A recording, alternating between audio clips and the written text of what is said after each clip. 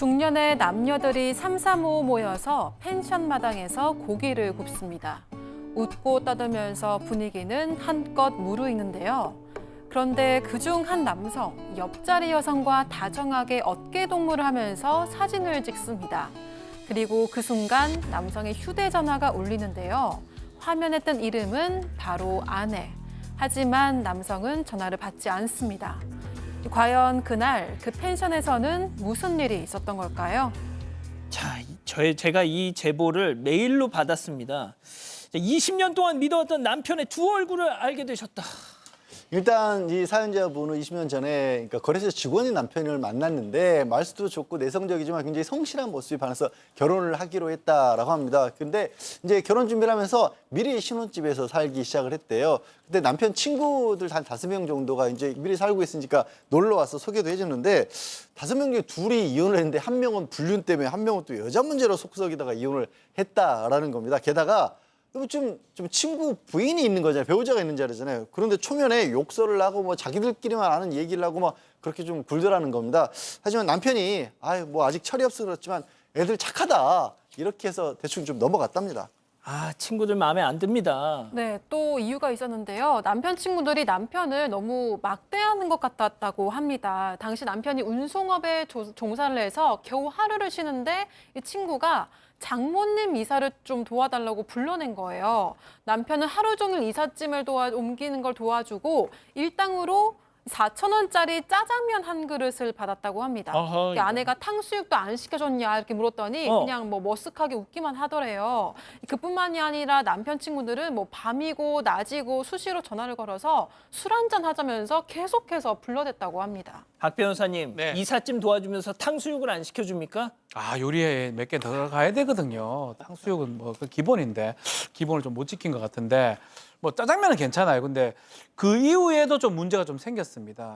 이 친구들이 10년 전부터 계속 한 번씩 1년에 한 번씩 여행을 갔는데 요번에는 한 2박 3일로 놀러를 갔다라고 합니다. 제보자 남편 뭐 믿었기 때문에 보내줬고 또 남편 의견을 존중했었는데 여행에서 돌아온 남편한테 질문을 했대요. 잘 놀았어? 라고 이제 물으니까 에이 뭐 남자들끼리 노는 게 뭐 다 그렇지 뭐 고기 먹고 술 한잔 하고 뭐 그런 거 아이가 이런 게 답변을 했다라고 합니다.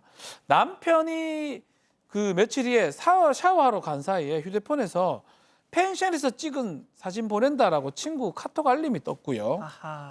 야 처음에는 좀 그냥 별거 아니겠지라고 넘겼는데 다음 메시지가 문제입니다. 상이랑 재결합? 이렇게 물음표 카톡이 떴고요. 그래서 이건 뭐 이상하지 않나 싶어서 결국은 단체 카톡방을 열어봤는데 거기서 놀라운 이 사진이 발견이 됩니다. 남편이 어떤 여성하고 다정하게 어깨동무하고 있는 사진이 떴습니다. 아, 교수님, 이거 좀 갑자기, 네, 일단 이름이 상인 게 기분이 나쁘고요. 네, 어쨌든 이 남편이 2박 3일 동안 여자들하고도 같이 여행을 다녀온 걸 알게 됐잖아요. 그래서 남편한테 따져 물었어요. 그랬더니 이렇게 대답한 거니까 입니다. 나는 몰랐는데 가보니까 여자들이 와 있어서 나도 깜짝 놀랐어. 이런 일은 이번이 처음이었어라고 얘기를 했어요. 그래서 이 부인이 그 남편 친구한테 바로 그 자리에서 전화를 했습니다.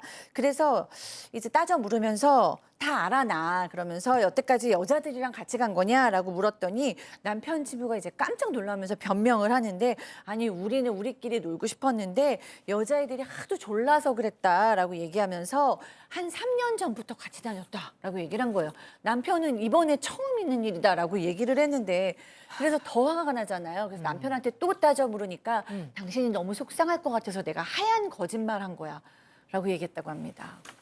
양 변호사님, 근데 상이랑 재결합이면 예. 결합이 한 번 있었던 거잖아요. 그러니까 그냥 여사친이 아니라 이 남편의 전 여자친구였던 거예요. 그러니까 이걸 그냥 넘어갈 수가 없잖아요. 근데 남편 말은 고등학교 때 잠깐 사귀었던 거고 손만 한번 잡아본 사이다. 잠깐 사귀면서. 그리고 지금은 결혼해서 애까지 있고 사실 전혀 없다라고 했다는 겁니다. 근데 한번 하얀 거짓말이든 뭐든 한번 거짓말에 들켰잖아요. 그래서 막 다그치면서 숨기고 있으면 다 말하라고 했는데 남편이 단호하게 이제 진짜 아무것도 없다라고 그렇게 자신했답니다. 그랬으면은 저희한테 제보를 주셨겠어요, 메일로? 그렇죠. 안 하셨겠죠. 그래서 얼마 뒤에 제보자가 길거리에서 남편 친구를 우연히 만난 거예요. 그런데 전 여친 이야기가 또다시 나왔습니다. 게다가 처음 들어보는 이야기를 이 친구가 했는데요. 무슨 얘기를 했냐면 지훈이가 상위 보험 들어준 건 딴 마음이 아니라 진짜 불쌍해서 그런 거다. 이렇게 이야기를 한 거예요. 그러니까 알고 보니까 남편이 이번 여행에서 이 전 여자친구가 설계사로 일하는데 보험까지 들어주고 왔던 겁니다. 결국 남편은 제보자 요구대로 앞으로는 그 친구들 절대 안 만나겠다고 약속을 했는데 하지만 제보자는 못 믿으니까 남편 몰래 휴대전화를 얼마 전에 확인을 했다고 합니다. 그런데 아니나 다를까 이 단톡방에서 친구들이 제보자 이야기를 하고 있더래요. 남편 친구들은 와이프한테 너무 잡혀 살지 마라. 너가 더 좋은 여자를 만났어야 했다. 이런 이야기를 하면서 제보자의 뒷담화를 하고 있었다고 합니다. 이건 좀 너무 점입 가경인 거죠, 사실은. 예. 그래서 사실 좀 문제이긴 한데 기본적으로는 이게 지금 친구들이 좀 문제가 있는 것 같기도 하고 이거 100% 이걸 또 신뢰하기도 좀 어려울 것 같기도 합니다. 전 여자친구고 보험에 들어주고 여자친구하고 뭐 친구가 될 수 있냐 이 부분도 좀 납득하기 어렵고요. 어쨌든 간에 아직까지는 뭐 명백한 뭐 증거라든지 이게 없기 때문에 좀 더 감시의 눈길로 좀 봐야 되지 않나 이렇게 생각도 듭니다. 교수님, 근데 이건 이미 좀 신뢰할 수 있는 수준을 넘어선 거 아니에요?